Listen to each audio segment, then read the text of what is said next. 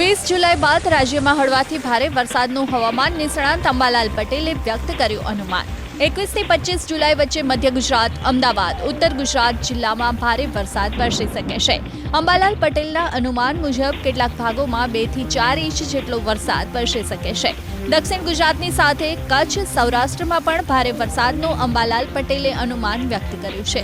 26 થી 30 જુલાઈ સુધી દક્ષિણ ગુજરાત અને મુંબઈના ભાગોમાં ભારેથી અતિભારે વરસાદ વરસી શકે છે। તો ભારે વરસાદથી ઓગસ્ટ મહિનાની શરૂઆત થવાનું અંબાલાલ પટેલનું અનુમાન છે। ઓગસ્ટ મહિનામાં અણધાર્યો વરસાદ વરસી શકે છે।